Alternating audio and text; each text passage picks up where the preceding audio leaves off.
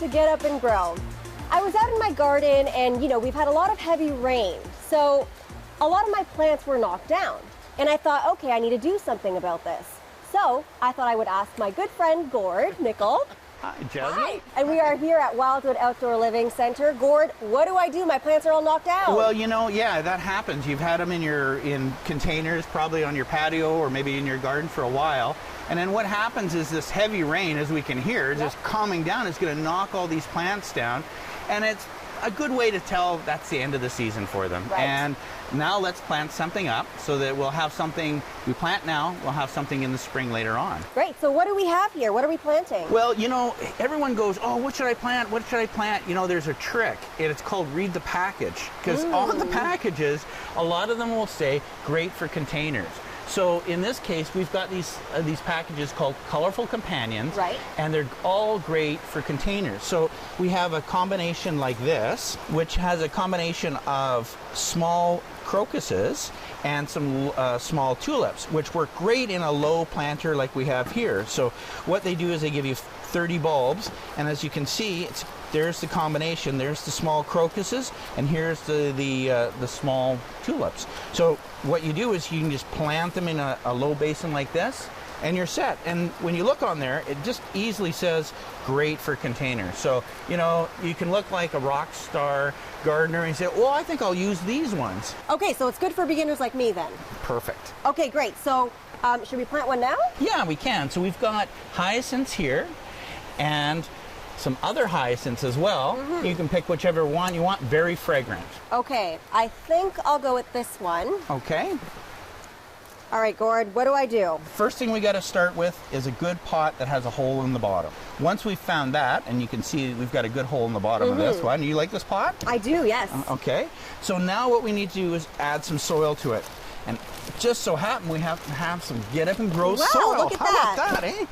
And Gord, does there need to be specific soil that I use? Good question, yeah.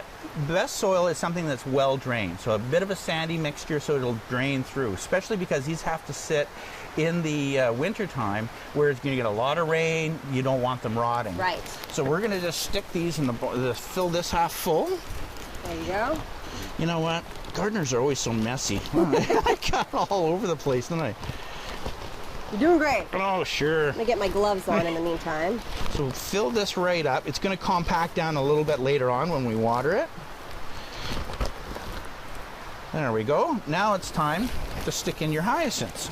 Perfect. And I've almost got my handy dandy gloves on here. So we'll open up this package here.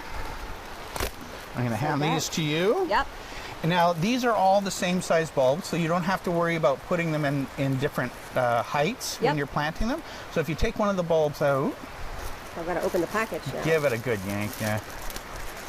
There you go. Oh, perfect. Thanks. And you can actually just toss them all in the soil. Oh, just like that? Yeah. Okay.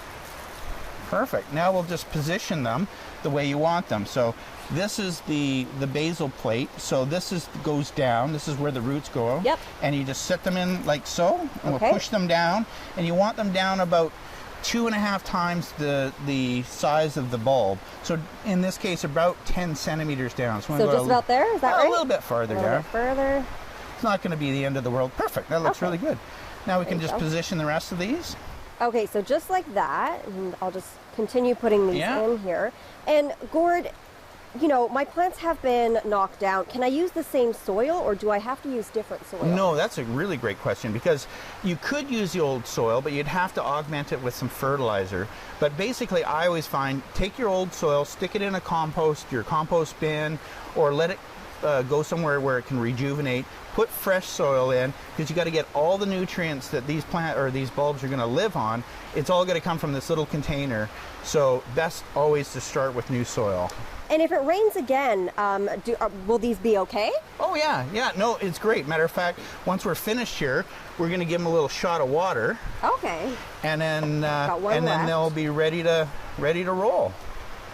And then somewhere about May, April, you're going to start to see some growth, and then you're going to have some beautiful fragrant flowers. I'll get you to water them in. Yeah. Just the more the merrier. Yeah, I know. I probably should have gotten something a bit bigger. There you go. Look at that. How How much water do I give them? Just keep going. We got a hole in the bottom. Oh, so yes, it's going to drain right out, no problem. Look at that. But the soil was already sort of moist, so we're actually pretty good. Does it matter what kind of soil you use? You want to use the best soil you possibly can. Okay. Sterilized soil doesn't have something that doesn't have weeds in it.